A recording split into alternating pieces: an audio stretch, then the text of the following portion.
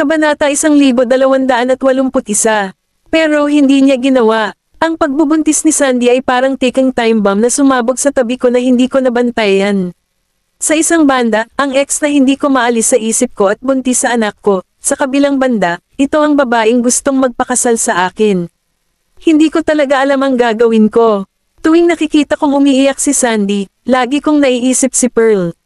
Hindi pa umiiyak si Pearl, at ngayon ko lang nakita ang kanyang iyak o ipinakita ang kanyang fragile side sa akin mula nang makilala ko siya. Nang kanselahin ang engagement, at lumipat siya ng apartment, hindi ko na mapigilan ang aking pagnanasa at dungisan siya habang lasing ako. Nakuha ko na rin sa wakas ang babaeng minsang hinahamak ko. Hindi siya kasing sama ng akala ko, at hindi dahil hindi siya makaiyak o ayaw niya. Ito lang ay wala siyang pakialam. Masakit sa kaibuturan ko kapag nakikita ko siyang umiiyak. Kaya naman ayaw ko siyang makitang umiiyak. Hindi may kakaila na may feelings ako kay Pearl. Marahil ay natukso na ako mula sa sandaling sinimulan ko siyang bigyang pansin o mula sa sandaling medyo may nakaramdam akong kakaiba sa kaibuturan ko. Matapos malaman na pre-name ni Sandy si Pearl sa kanyang miscarriage, at ang katotohanan sa pagkakautang niya sa mga loan shark, naging malinaw na malinaw kay Tanner na ang mahal niya ay ang Sandy sa nakaraan at ang hindi niya mabitawan ay ang magagandang emosyon at alaala na binuo nila sa nakaraan. At nang lumitaw ang mga kapintasan ng halos perpektong tao na nagbigay sa kanya ng lahat ng mga alaalang iyon, ito ay naging malinaw sa kanya na ang lahat ay isang ilusyon lamang. At ang bula na bumuo ng mga alaalang kasama si Sandy ay pumutok sa isang iglap. Hindi ko matanggap ang tunay na kulay ni Sandy, subalit, matatanggap ko si Pearl, na ang nakaraan ay higit na hindi katanggap-tanggap kaysa kay Sandy. Dahil ba nagbago na si Sandy? Sa katunayan, hindi. Ito ay dahil lang sa pagbabago ng aking pananaw. Ako ang nagbago. Kung hindi nagpakamatay si Sandy dahil hindi niya matanggap na nahulog ang loob ko kay Pearl, mas pipiliin ko sana na ipagtapat ang lahat kay Pearl. Gayunpaman, ang pagkamatay ni Sandy ay hindi katanggap-tanggap sa akin. Paano ko pamamahalin si Pearl na parang walang nangyari sa pagkamatay ni Sandy dahil dito? Kahit mahal ko nga siya, hindi ko magawa. Nagpakamatay si Sandy dahil na-in-love ako kay Pearl. Kaya lahat ng pagkakamali ay iniugnay ko kay Pearl. Oo. Kung hindi siya nagpakita sa buhay ko, dahilan para umibig ako sa kanya, wala sa mga iyon ang mangyayari. Pero lahat ng iyon ay dahilan lang para makatakas ako sa realidad. Ayaw kong aminin na in love ako sa isang babaeng hindi katanggap-tanggap. Biglang niyakap ni Tanner si Pearl, at natigilan si Pearl. Hinigpitin niya ang yakap na para bang natatakot na agad itong mawala. Pinabayaan ko ang isang babae sa buhay ko, at nasaktan ko ang isa pa. Hindi ko na kayang bumawi sa babaeng binaygo ko, pero gusto kong humingi ng paumanhin sa babaeng nasaktan ko. Gusto kong sabihin sa kanya na nahulog na ang loob ko sa kanya, pero hindi na niya ako naaalala. Naipit si Pearl sa kanyang mga bisig, at habang nakikinig ito sa nanginginig na paghingi nito ng paumanhin, isang patak ng luha gamulong pababa sa pisngi niya na hindi maipaliwanag. Napakabilis lumipas ng panahon, at sa isang kisap mata ay Pasko na. Nakita ni Maisie ang dalawang bata na ginayakan ng bahay gamit ang mga kampana at sipol. Pagkahakbang niya sa mansyon ng Goldman, agad niyang tinakpan ng palad ang mukha ni Daisy. Daisy, Colton, dapat ba itong maging sobrang exaggerated? Bumaba si Daisy mula sa hagdan. Ganito din ang dekorasyon namin sa classroom at school namin last Christmas, so paano ito exaggeration? Walang magawa si Maisie at hindi na nakapagsalita pa. Ang buong mansyon ay nasakop ng lahat ng mga kulay na maaaring matagpuan sa isang color palette, kaya paano ito hindi isang pagmamalabis? Sure enough, hindi ko lang maintindihan ang aesthetics ng mga bata. Lumapit sa kanya si Daisy, isinubo ang hem ng kanyang damit, at nagtanong, "Ma, pwede ba akong mag-imbita ng kaklase sa bahay natin para maglaro sa Pasko?" Napahinto si Maisie at nakangiting sumagot, "Syempre, ikaw ang makapagdedesisyon sa sarili mo pagdating sa pag-imbite sa mga kaklase mo." Tumango lang si Daisy. Si Colton na nag-aayos pa ng bulaklak sa tabi ay nag-click ng dila. "Inimbitahan mo na siguro ang batang iyon, di ba? Hindi ko maintindihan kung ano ang maganda sa kanya. Siya ay isang mahinang bata at sisir kay Noel Ace." Kabanata 1282. Colton. Gusto siyang pigilan ni Maisie, pero huli na ang lahat. Maari niyang banggitin kahit sino pero si Noel Ace ang nabanggit niya sa halip. Sure enough, nang marinig ni Daisy ang pangalan ni Noel Ace, nagbago ang masaya niyang mukha sa isang iglap. Napagtanto ni Colton na may mali sa kanyang nasabi at nagkamot ng ulo. Sorry, hindi ko sinasadya na sabihin iyon. Imbitahan mo lang kung sino ang gusto mo. Hindi ako. Bago pa man siya matapos magsalita, tumakbo na si Daisy sa taas, at ang pagkalabog ng isang pinto ang sumunod sa sunod-sunod na yapek. Sinulyapan ni Maisie si Colton na nagpout. Hindi ko naman sinasadya. Hinaplos ni Maisie ang ulo. Puntahan mo at aliwin ang ate mo. Okay. Ibinaba ni Colton ang bulaklak at sinundan si Daisy sa itaas. Lumapit siya sa kwarto ni Daisy at kumatok. Daisy, kasalanan ko ang lahat, at humihingi ako ng paumanhin sa iyo. Kaya sana buksan mo ang pinto. Narinig ni Maisie na nakatayo sa ibaba ang boses ni Colton at hindi niya mapigil ang hindi tumawa. Si Colton ay hindi sang-ayon at kritikal paminsan-minsan, ngunit ginagawa niya lamang ito dahil mahal niya ang ate niya. At ang batang ito ay parang tulad ng kanyang ama kapag humihingi siya ng paumanhin. Si Daisy na noon pa man ay isang dalisay at matigas ang ulo. Sanay na siya sa pang-aamo ng kanyang kuya. Kaya, agad na hamupa ang kanyang inis nang humingi kaagad ng paumanhin ang kanyang kapatid. Tumugon siya mula sa loob ng silid.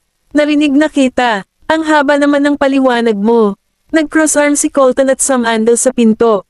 So, galit ka pa ba? Sumagot siya ng malakas, syempre, galit pa rin ako. Ang tanging paraan upang maibsan ang aking galit ay bigyan ako ng 10 regalo ngayong gabi. Nag-twitch ang sulok ng labi ni Colton. Okay, sige, 10 regalo kung gayon. Say, ang pagpapalaki ng isang maliit na kapatid na babae ay talagang hindi isang madaling gawain. Tanghali, dumalaw si Barbara kasama ang kanyang anak. Kalahating taon na si Beatrice. Bagamat nagbababling pa siya, mas malaki ang laki ng itsura niya kumpara noong 2 buwan pa lang siya. Binuhat ni na Daisy at Colton si Beatrice at dinala ito para maglaro sa looban. Umupo si Maisie sa pavilion at uminom ng tsaa kasama si Barbara. Sambit ni Barbara, ang Pasko ay napakasaya para sa mga bata, ha? Walang magawa ang sagot ni Maisie, kasi ito ang panahon ng taon na nakakakuha sila ng mga regalo. Si Daisy ang pinakamasaya kapag oras na para tumanggap ng mga regalo. Humigop ng tsaa si Barbara at may naisip. Nakita mo na ba si Pearl simula nang mawala ang memorya niya? Umiling si Maisie, kinuha ang teapot, at nagbuhos ng tsaa para sa kanilang dalawa. Siguro ang amnesia ay isang magandang bagay para sa kanya. Minsan nga ay blessing na makalimot ka sa mga hindi magandang pangyayari. Makita siya o hindi ay hindi na isang mahalagang bagay para sa akin. Nakangiting sabi ni Barbara, hindi ko lang alam kung ano ang mangyayari kapag nabawi niya ang kanyang alaala. Her life might have already filled with good memories bago niya maalala ang mga masasama, so kahit gaano sila kasakit, mabubuffer sila. Depende kung tatanggapin niya ang mga ito pagkatapos ang pag-alala sa kanila. Sina Pearl at Tanner ang tinutukoy ni Maisie. Matapos malaman na nawala ng alaala si Pearl, nilapitan siya ni Tanner bilang kaibigan. Siguro pinipilit niyang tanggapin siya ulit ni Pearl at para makabawi sa mga pagkakamali na nagawa niya. Gayunpaman, sa kabila ng pagnanais na punan ito, ang pinsala ay nagawa na. Hindi mawawala ang alaala ni Pearl kung hindi dahil sa desperasyon na pinagdaanan niya.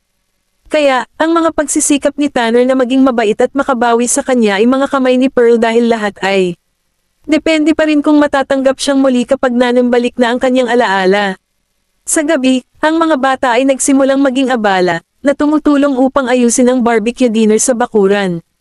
Hiniling ng butler sa mga katulong na tumulong sa pag-aayos ng mesa, at may iba't ibang masasarap na pagkain, merienda, inumin, at iba pang pagkain sa mesa.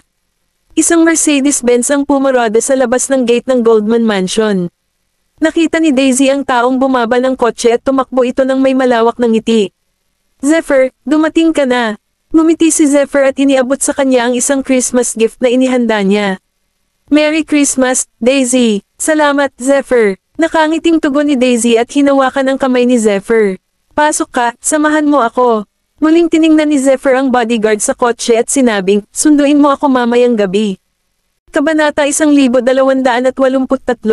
Tumango lang ang bodyguard at nag-drive na palayo. Inay, dinala ni Daisy si Zephyr sa tabi ni Maisie at ipinakilala ito sa kanya, Ma, ito si Zephyr, ang kaibigan kong binabanggit ko sa iyo. Magalang nabati ni Zephyr sa kanya, Hello, Mrs. Goldman. Nag-aaral ako sa parehong paaralan ni Daisy.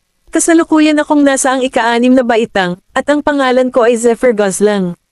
Natatawang sabi ni Maisie, Masaya akong makilala ka, Zephyr. Parang napaka-humble at magalang ang batang ito. Sumulyap naman siya kay Daisy. Ikaw ang bahala sa kaibigan mo ngayong gabi. Kailangan mong aliwin ng maayos ang iyong panauhin. Tumango lang si Daisy. Alam ko, inay, tiyak na gagawin ko ang lahat para aliwin siya. Matapos ilayo ni Daisy si Zephyr, lumapit si Barbara na hawak na si Beatrice. Medyo sikat ang anak mo sa mga lalaki, ha? Not to mention, sa itsura ni Daisy, napakaganda na ng itsura niya sa edad na siyam. Tiyak na magiging kamangha-mangha siya sa loob ng ilang taon pa. Hinimas-himas ni Maisie ang kanyang mga templo. Oo, ito ang sakit sa ulo ko ngayon. Matapos maging magulang, hinihiling ko na medyo mas ordinaryo ang itsura ni Daisy. Bagamat hindi niya kasalanan na maganda ang itsura niya, ang inaalala ko lang ay ang kinabukasan niya. Habang ang kalangitan sa gabi ay bumabalot sa paligid sa kadiliman, ang patio ng mansyon ng Goldman ay lumiliwanag sa pamamagitan ng mga ilaw na natagpuan sa paligid ng hardin, at ang salo-salo ay mukhang lubhang napakasaya. Bukod kay Zephyr, inimbitahan din ni Daisy sina Lisa at Safi. Dinala ni Kennedy si Sapphire. Isang taon na si Sapphire at natuto na siyang maglakad. Pwede rin siyang magbabol ng ilang simpleng mga salita at makilala ang iba. Sinundo ni Maisie si Sapphire. Safi, matagal na kitang hindi nakikita, at natuto ka na maglakad. Natawa naman si Kennedy. Indeed, napakabilis lumaki ng mga bata. Kailangan pa niya ng mag-aalalay sa kanya, ilang buwan lang ang nakakaraan, pero ngayon, minsan hindi na siya nagpapaalalay sa iba. Auntie, tinawag ni Sapphire si Maisie sa kanyang adorable voice, at hindi napigilan ni Maisie ang tumawa. Pagbalik ni Nolan at Helios, pareho silang natulala. Lumapit si Helios at sinabing, nag-organisa talaga kayo ng Christmas gathering. Sagot ni Maisie, idea kasi ni Daisy, kaya kung ano man ang nagpapasaya sa kanila. Pagkatapos ay ibinaba niya si Sapphire, at lumapit si Sapphire kay Daisy. Biglang isinugod ni Barbara si Beatrice sa mga bisig ni Helios. Hold her, I'm going to grill some food. Matapos sabihin niyon, tumakbo siya sa mga bata para samahan sila. Nanatiling nakatayo lang si Helios at napatingin na lang sa kanya na walang magawa. Lumapit si Nolan sa tabi ni Maisie at tumingin sa mga bata. Bakit hindi mo sinabi sa akin kanina na gusto pala ni Daisy na mag-organize ng party? Alam kong gagastusan mo at gagawi ang lahat para kay Daisy kung sinabi ko sa iyo. Sigurado ako na magpapa-reserve ka sa mamahaling restaurant, di ba? Tumingin sa kanya si Maisie at nag-cross arms. Kailangan nating hikayatin ang mga bata na maisakatuparan ng mga bagay sa kanilang sarili, at hindi mo palaging malulutas ang mga problema sa pera. Kailangan nating gumawa ng isang bagay para bumuo ng mga magagandang gawi sa kanila. Panipi, pabirong sabi ni Nolan. Tama ang asawa ko. Ito ay kasalanan ko. Hindi ko pa ito iniisip ng lubusan. Tinuruan ni Daisy si Zephyr kung paano mag-ihaw ng skewer, ngunit tila hindi pa nag-ihaw si Zephyr ng gayong pagkain bago ito, kaya parang nag-fumbling siya sa mga skewers. Ininom ni Colton ang kanyang inumin at paminsan-minsan ay sinusulyapan ng dalawa. Sa pag-iisip na ang kanyang kapatid na babae ay hindi nagmamalasakit sa kanya kumpara sa isang tagalabas, hindi siya masyadong natutuwa sa ganyan. Napalingon si Lisa para tingnan si Daisy. Mukhang medyo nagkakasundo si Daisy at senior natin. Kahit siya ay hindi maiwasang mainggit kay Daisy dahil lagi siyang may kasama na tinatrato siya ng maayos. Bagamat ayaw sa kanya ng mga babaeng kaklase niya, karamihan sa kanila ay nagseselos lang. Noon pa man ay talagang sikat si Daisy sa mga lalaking estudyante. Bahagyang bamantong hininga si Colton. Ang idiot na iyon ay nakakasundo ang halos lahat, at hindi siya natatakot na madaya. Dati si Noel at si Zephyr ngayon. Ewan ko ba kung sino naman ang sa hinaharap. Sumulyap si Lisa kay Colton, at bilang isang bystander, kahit na siya ay nararamdaman na si Colton ay napaka-protective sa kanyang nakababatang kapatid na babae. Kabanata 1284. Colton, pakihawakan ito para sa akin. Pumasok ang usok sa mga mata ko. Iniabot ni Daisy ang mga hindi pa nalutong skewers kay Colton, na mukhang alanganin ngunit hinawakan ang mga ito mula sa kanya kahit papaano. Kumuha si Barbara ng tissue at tinulungan siyang panasan ang kanyang mga mata, na parang walang magawa at nakakatawa. Paano mo nagawa na madumihan ng ilang skewers lang ang inihaw mo? Napatingin si Zephyr kay Colton. Siguro pwede ko silang ihawin para sa kanya. Hindi ko kailangan ng tulong mo. Nag-squat si Colton at ibinalik ang mga skewers sa grill. Hinampis siya ni Daisy sa ulo. Huwag mong sigawan ang bisita ko. Nagsalita siya pabalik na may duwag na tono. Okay, sige. Hindi ako dapat sumigaw. Umupo si Lisa sa kanyang upuan, nakatitig sa maingay ngunit maayos na eksena sa ibabaw ng grill, at tumingin ng kaunti sa baba at malungkot na parang eksena na hindi siya bagay.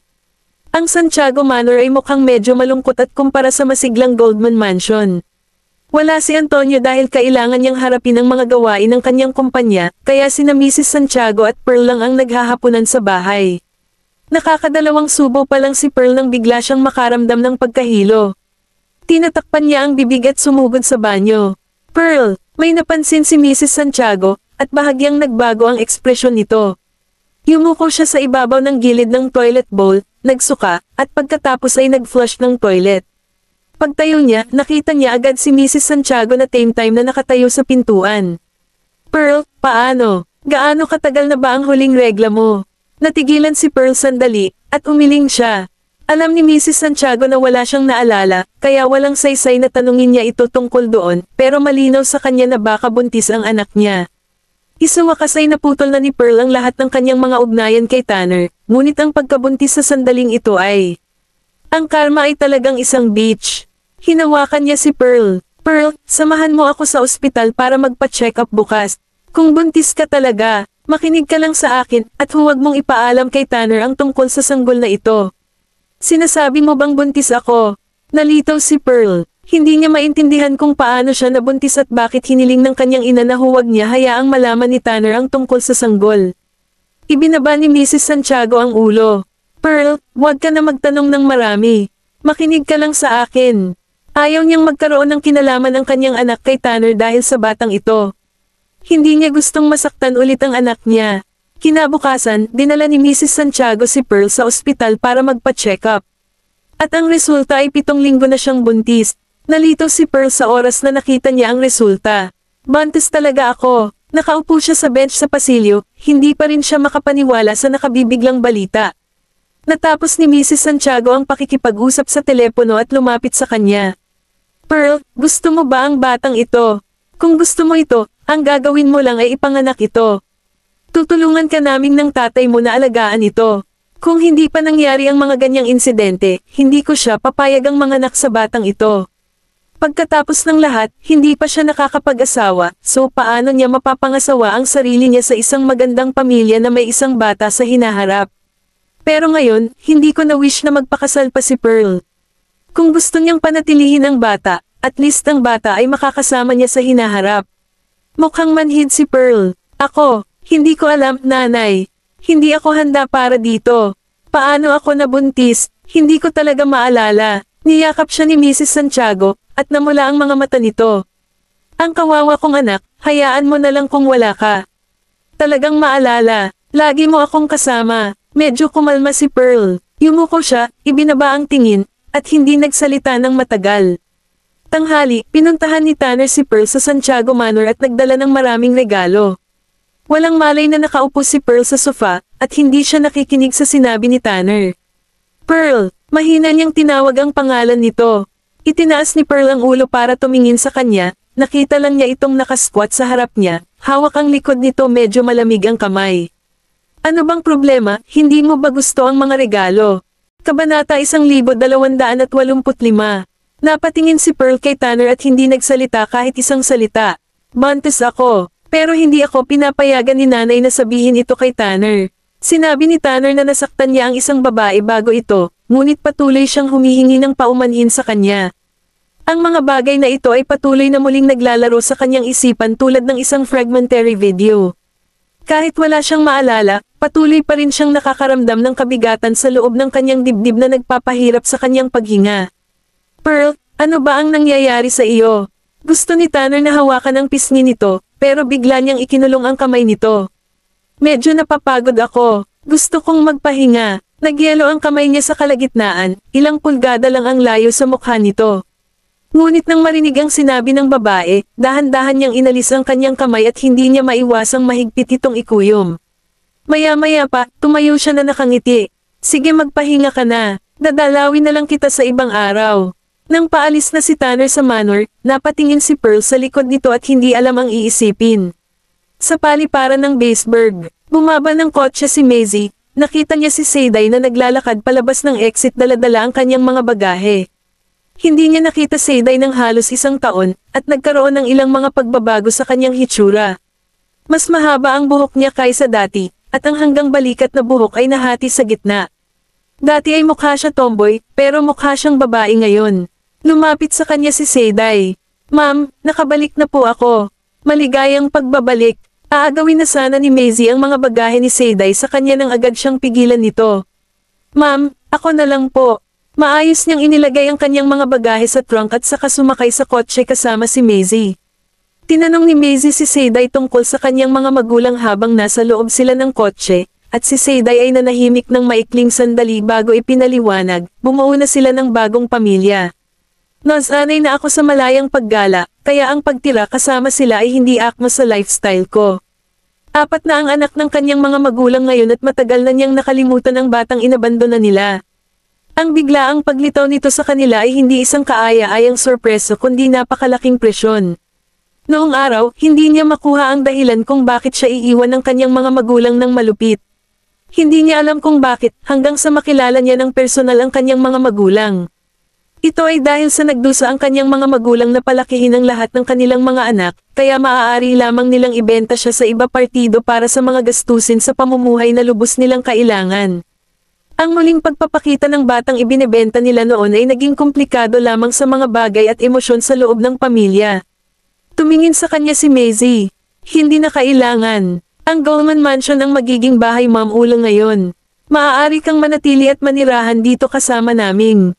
Tumango si Seiday at seryosong sinabi, lagi akong mananatili sa tabi mo saan ka man magpunta. Magiging tapat ako sa iyo at sa iyo lang sa natitirang bahagi ng aking buhay. Itinaas ni Maisie ang kamay para himasin ang buhok ni Seiday at hindi mapigilan na tumawa ng malakas. Maisie looked at her. Kalimutan na natin ang parte na pagiging tapat sa akin lang sa natitirang bahagi ng iyong buhay. Kailangan mo ring mag-asawa sa hinaharap.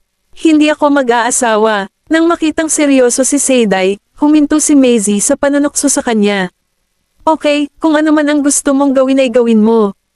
Buong puso kitang susuportahan. Isinama ni Maisie si Seiday pabalik ng Goldman Mansion. Nagkataong pababa si Quincy at nakita ang katabi ni Maisie, na mukhang pamilyar sa kanya. Mrs. Goldman, ito ay. Ang bilis mo naman siyang kinalimutan. Ngumiti si Maisie. Lumapit si Quincy para tingnan siya. At ang pamilyar na poker face ang sa wakas ay nagpaalaala kung sino siya. Ito ba si Seiday? Labis na nagulat si Quincy. Wow, kakaiba yan. Miss Seiday, tumubo na ang buhok mo. Napagpasyahan mo na bang tumigil sa pagiging isang tomboy? Mahinahong nakatingin sa kanya si Seiday. Ang tindi at bangis ng kanyang titig ay hindi kumupas matapos ang lahat ng oras na iyon na malayo mula sa field, na naging dahilan para gumawa si Quincy ng isang matalinong hakbang at iyon ay ang manahimik. Tinapik siya ni Maisie sa balikat. Gusto mo bang sumayaw ng konti kasama si Seiday sa practice room? Naglabas ng awkward smile si Quincy. Hindi na kailangan yan. Ang pagmamahal at kapayapaan ang laging moto ko sa buhay. Umiling si Maisie at umakyat para hanapin si Nolan. Si Nolan ay nasa study room, nagbabasa ng isang magazine. At itinaas niya ang kanyang tingin nang marinig niya ang mga yapak papalapit na. Nasando mo na ba si Seiday? Yeah, tumalikod si Maisie, umupo sa hital ni Nolan, at binalot ang leeg nito. Sa Goldman Mansion na siya mananatili simula ngayon. Ayos lang ba yon? Kabanata 1286. Ngumiti si Nolan at hinawakan ang baywang nito. Ikaw ang lady of the house dito, pero hindi ka pwedeng magdesisyon. Napasandal si Maisie ng kalahating pulgada. Tinatalakay ko sa iyo, ang Panginoon ng bahay. Binuhat siya ni Nolan sa mesa at inilagay ang mga kamay nito sa likod niya sa mesa. Inilapit niya ang kanyang mga labi sa kanyang mga pisngi. Ang ating mga talakayan ay magiging mas mabunga sa gabi. Napatawa si Maisie at nilagyan ng daliri ang kanyang mga labi. Hindi naman usapan yan. Transaksyon na yan. Natawa naman siya. Ang mga transaksyon ay makaluma. Ibinaon naman niya ang mukha sa leeg nito, at ikaniyes ang mga labi sa balat nito. Kasama yan sa saya. Nakaramdam ng kilati si Maisie, kaya nakatakas siya. Napakanoti mo kahit araw. Hinalikan niya ang mga labi nito. Mula nang makilala kita, nakalimutan ko na ang ibig sabihin ng hindi makulit. Dahan-dahan na inalis ng kamay niya ang botones ng damit nito. Sa sandaling iyon, may narinig na nabas na China sa baba. Agad siyang itinulak ni Maisie palayo at nag-ayos ng damit. Ano iyon? Niyakap siya ni Nolan. Z, huwag mo akong iiwan na nakabitin ngayon. Hinalikan niya ulit ito, pero inilapit ni Maisie ang palad niya sa labi nito. Naghihintay na sa akin si Seiday sa baba. Hindi ko siya kayang paghintayin. Pagkatapos noon, ngumiti siya at tumakas. Hinailan ni Nolan ang kanyang kurbata upang pakawalan ng ilang init. Naglakad si Maisie pababa. Ano bang nangyari dito? Nakita niya ang naputol na florera sa sahig at si Quincy na nagpupulot ng mga piraso. Nag-jerk siya nang marinig ang boses ni Maisie at dahan-dahan siyang tumingin. Mrs. Goldman. Napatingin si Maisie kina Quincy at Seiday. Bago pa siya makapagsalita, umalangaw-ngaw ang boses ni Nolan. Ang florera na iyon ay ipinamana kay Elder Master Goldman. Ito ay nagkakahalaga ng $4,500,000. Agad na nagtaas ng braso si Quincy nang marinig niya ang numerong iyon. Mr. Goldman, isinusumpa ko na aksidente lang ito, ako. Biglang tinuro siya ni Seiday. Nakita ko, sinira niya. Nagulat na tiningnan siya ni Quincy dahil kasinungalingan iyon. Hindi niya ito sinira, siya. Siya ay agad na tumayo.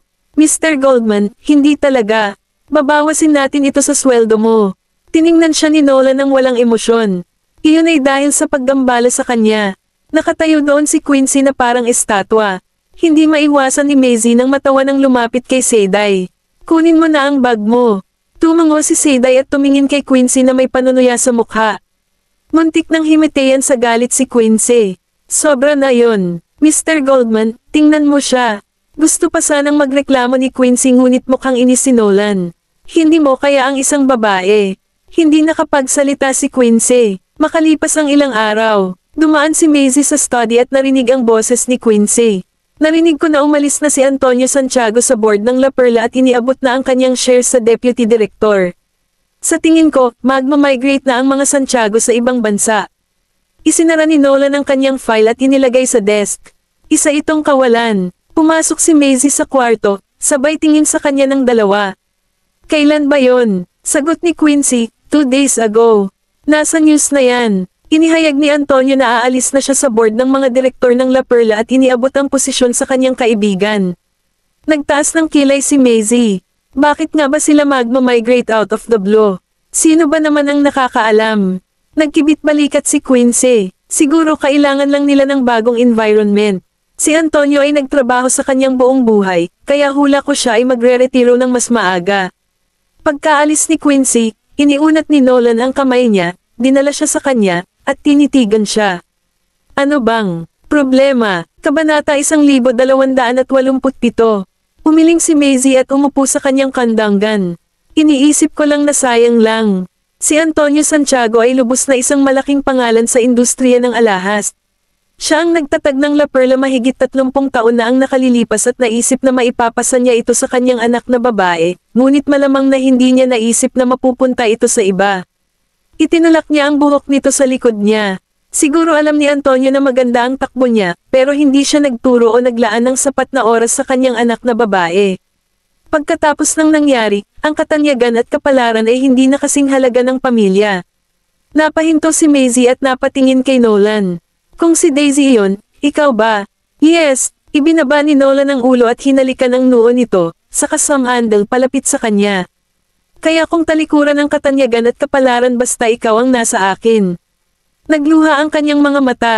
Bumaba ang tingin nito at ngumiti nang hilahin siya ni Nolan sa yakap at hinalikan ang tuktok ng kanyang ulo. Kasabay nito, sa mga Santiago. Natapos ni Mrs. Santiago ang pag-iimpake ng kanyang mga bag nang pumasok siya sa study. Nakita niya ang kanyang asawa na nakatayo sa harap ng mga photo frame sa bookshelf. Ang kanyang mga magulang, ang kanyang sanggol, ang kanilang kasal, at ang mga larawan ni Pearl ay pawang nakuha sa bahay na ito. Honey, kung hindi mo makuha ang iyong sarili upang gawin ito, bakit hindi? Hindi. Tumalikod si Antonio at humarap sa kanya. Pwede na tayong umalis once na nakapak na ang lahat. Hindi naman tayo aalis forever. Naluha ang mga mata ni Mrs. Santiago, pero ngumiti siya. Totoo naman yan. Mag-New Year lang tayo sa ibang bansa ngayong taon. Dahan-dahan pumasok ang kotse sa airport.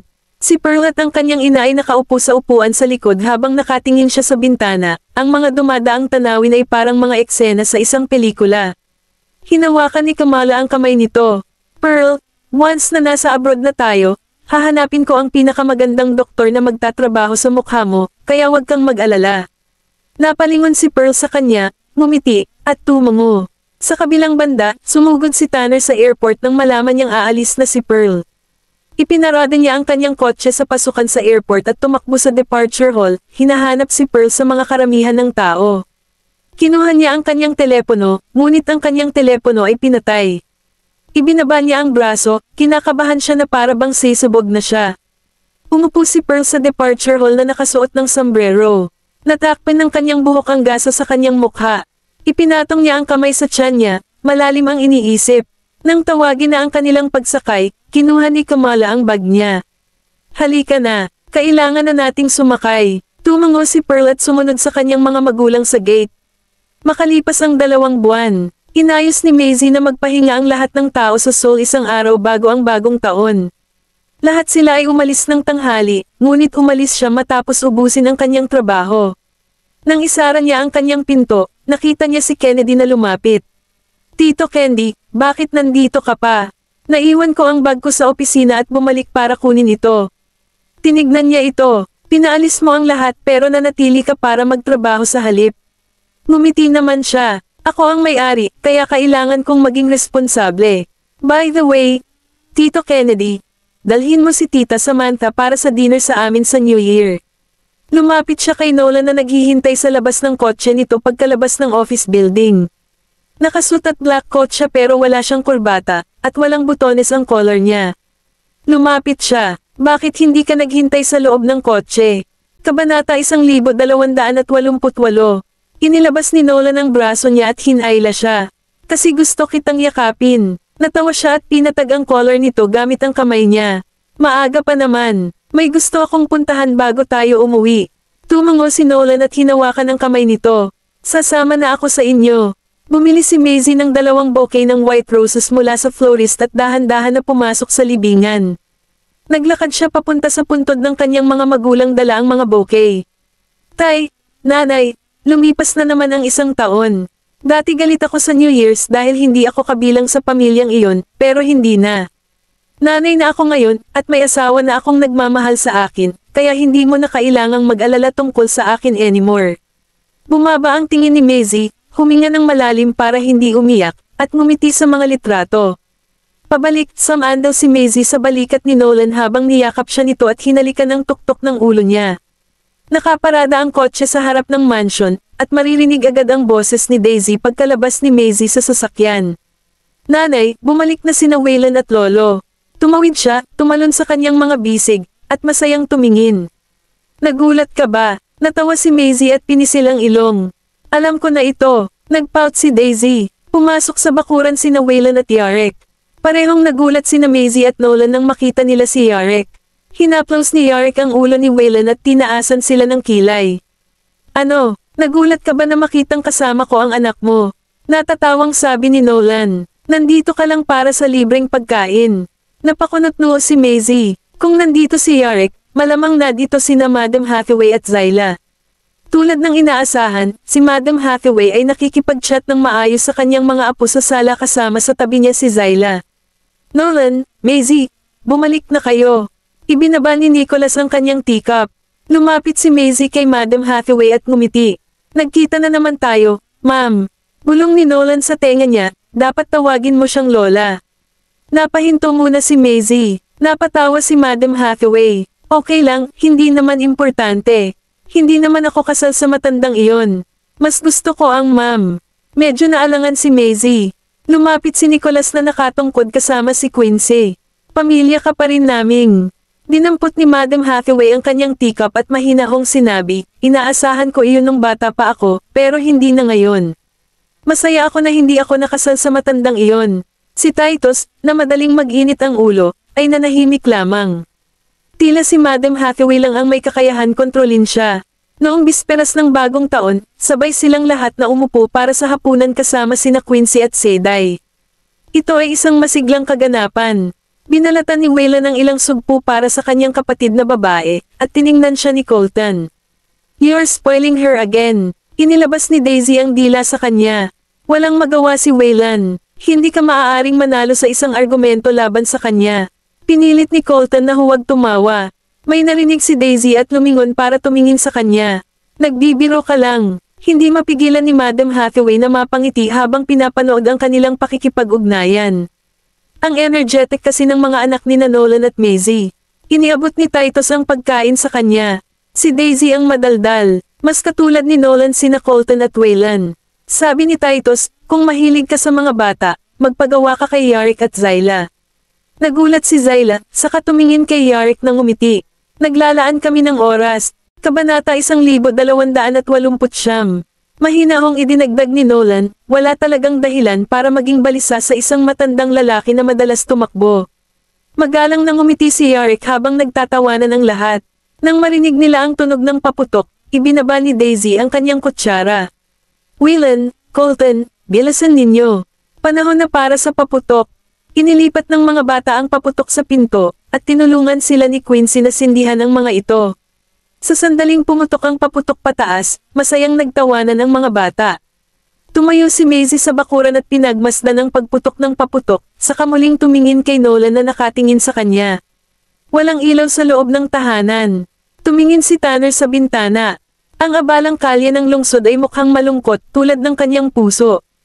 Inilabas niya ang kanyang telepono, at wala siyang ideya kung kailan niya naset ang larawan ni Pearl bilang wallpaper ng screen ng lock screen. 2 buwan na ang nakalipas mula nang iwan siya nito. Nang marinig niya ang doorbell, dahan-dahan na lumapit si Tanner sa pinto at nakitang nasa labas na si Mrs. Hannigan. "Tan, umuwi ka na. Hinihintay ka ng tatay mo." Matapos ang mahabang panahon, tiningnan ni Tanner ang madilim na silid at sinabing, "Babalik ako mamaya." Tumango lang si Mrs. Hannigan. Tumalikod siya para umalis, pero biglang sinabi ni Tanner, "Inay." Napahinto si Mrs. Hannigan at lumingon sa kanya sa gulat. "Ano, tinawagan mo ba ako?" Mula nang pakasalan si Nathaniel, hindi pa siya tinatawag ni Tanner na nanay. Alam niya na isa lang siyang madrasta, at naiintindihan na hindi niya ito tinanggap. Pero ngayong narinig niyang tinawag siya ng lalaki, punong-puno siya ng emosyon. Dagdag pa niya, salamat sa pag-aalaga kay tatay sa lahat ng ito. Si Tanner ay nasa ilalim ng impresyon na si Mrs. Hannigan ay nagpakasal sa kanyang ama dahil sa pera at ang katayuan na Mrs. Hannigan. Ngunit matapos magkasakit ang kanyang ama, hindi siya iniwan ng babae at sa halip ay inalagaan siya ng walang reklamo. Kailangan ng isa na makita ang mga tao sa panahon ng kanilang pinakamahusay at pinakamasamang oras upang malaman kung sino talaga sila, at iyon ay isang bagay na itinuro sa kanya ni Pearl. Naluha ang mga mata ni Mrs. Hannigan. "Bumalik ka na." Pumasok si Tanner at nag-impake ng ilang damit. Isang diary ang nahulog sa sahig nang buksan niya ang isa sa mga drawer. Tumigil muna siya, saka dinampot, hindi maalala na may diary siya. Isang kaisipan ang biglang pumasok sa kanyang isipan, kaya siya ay kumuha ng isang upuan at binuksan ang diary, nakilala ang sulat kamay. Kay Pearl iyon, 2/25. Napaka-weird niya. Tinatrato ako ng mainit at malamig. Alam ko na hindi niya talaga ako mahal, pero naniniwala ako kanya nung sobrang ganda ng trato niya sa akin. 3/1. Tinanggihan ko siya nung pinalabas niya ako, at parang galit siya. Ayaw kong tumanggi sa una, pero naramdaman ko na hindi na kailangan yon. Lahat ng ito ay peke, at ayaw ko ng higit pang mga problema. 3/20, birthday ko ngayon, at hiniling ko sa kanya na kumain ng hapunan kasama ko dahil gusto kong maglaan ng oras kasama niya, pero binaba niya ang telepono. Di bale, happy birthday sa akin. 5/11, may kasama siyang ibang babae. Mahal ba niya ito? 5/27, sana nga makalimutan ko na ang nakita ko. Bakit kailangan pang mangyari yon? Grabe ang pakiramdam ko. 6/5, pagod na ako at gusto ko na siyang iwan. Gusto ko nang tapusin ang kasal na ito. 7/20, bakit hindi niya tatanggapin ang breakup? Bakit niya ako gustong itali kung hindi niya ako mahal? Nagdurusa ako. Bakit siya malupit sa akin? 11/8, hindi ko malilimutan kung paano niya ako hinusgahan at ang kanyang mga ginawa. Maganda sana kung pwede akong mawalan ng memorya. Nanlabo ang mga mata ni Tanner matapos basahin iyon, at ang mga luhang nahulog ay nagpabasa sa papel. Nagsimulang sumakit ang puso niya habang inilapit niya ang kamay sa noo niya at natawa habang gumugulong ang kanyang luha. Kabanata 1290. Kung pwede lang sana si Tanner na mag-rewind, pero sayang, hindi niya magawa. Samantala, sa Morwich, nakaupo si Pearl sa kanyang silid sa ospital habang tinanggal ng doktor ang gasa na nakabalot sa kanyang mukha, at naglagay ng salamin sa harap niya ang nurse. Napatingin siya sa hindi pamilyar na mukha na dumaan sa 2 operasyon at masama ang pamamaga. Sinabi sa kanya ng doktor, Miss Santiago, iwasan ang paghagod ng iyong mukha sa loob ng susunod na kalahating taon para sa pinakamainam na pagbawi. Ngumiti naman si Pearl. Salamat po. Pagkalabas ng doktor, tiningnan ni Pearl ang sarili sa salamin at ngumiti. Maiiwanan na niya ang kanyang nakaraan simula ngayon. Pagkalipas ng 3 taon, binati ng media ang Seoul dahil nakapasok ito sa top 6 listed companies ng bansa. Sila ay pangalawa lamang sa malaking Taylor Jewelry, na naging pangalawang pinakamalaking internasyonal na brand ng alahas. Ang industriya ng alahas ay malapit na nauugnay sa industriya ng fashion. Nagsimula ang Seoul sa pamamagitan ng paglikha ng mga alahas na ginawa ng paadya at lumipat sa mataas na uri ng pasadyang ginawa, isang mahusay na pagpapabuti. Kinuha ni Maisie ang kanyang unang panayam sa mga reporter, at may nagtanong, Madam, noong una mong sinimulan ang Seoul, bakit hindi mo ginamit ang sikat mo ng pagkatao na Zore para mas magtagumpay ka? Panandalian namang natahimik si Maisie bago ngumiti at sumagot, para sa akin, si Zore ang aking nakaraan. Baka makagawa pa ako ng maraming demand bilang Zora, pero sa isip ko, 2 kaming hiwalay ni Zora na mga entity. Nilimitahan ako ni Zora dahil mataas na ang expectations ng mga tao, kaya kung mabibigo ako, ang kaluwalhasyang taglay ni Zora ay madudungisan. Hindi ko nakikita ang pagsisimula bilang isang problema dahil nais kong lumikha ng isang bagong tatak. Kung ang isang amateur ay nabigo, hindi man lang ako tatalian ng kaluwalhatian at makaka-bounce back na lang ako. Kung ako ang nagtagumpay bilang Zora, malalaman lang ng mga tao ang pangalang iyon, hindi si Maisie Vanderbilt. Pagkatapos ng interview, tinulungan ni Seiday si Maisie na maglakad pababa sa stage nang biglang tumigil ang huli, yumuko pababa, at tinanggal ang kanyang mga takong. Agad na naglabas si Seiday ng isang kahon ng flats. Nang ilagay sila ni Maisie, tahimik niyang sinabi, kung alam ko na ang interview ay magpapatuloy ng napakatagal, hindi sana ako nagsuot ng heels. Pareho silang lumabas ng elevator at nakita nila ang kotse ni Nolan na nakaparada sa hindi kalayuan. Lumabas ng kotse si Nolan, at tumakbo ito papunta sa kanya, at tumalon sa mga braso nito. Umatras siya ng 2 hakbang dahil sa biglang momentum, inilapit ang kamay sa likod ng ulo nito kaya ang mukha nito ay nakabaon sa dibdib nito, at ngumiti. Ano bang problema? Namiss kita. Napatingin sa kanya si Maisie, ang ganda pa rin ng mukha niya tulad ng dati. Hindi siya mukhang nasa 30s na. Natawa si Nolan habang binubuhat siya nito papasok sa kotse at tinapik ang ilong nito. Ikaw ay isang 30 taong gulang na kumikilos tulad ng isang bata. Niyakap ni Maisie ang leeg nito. Kapag kasama mo lang ako.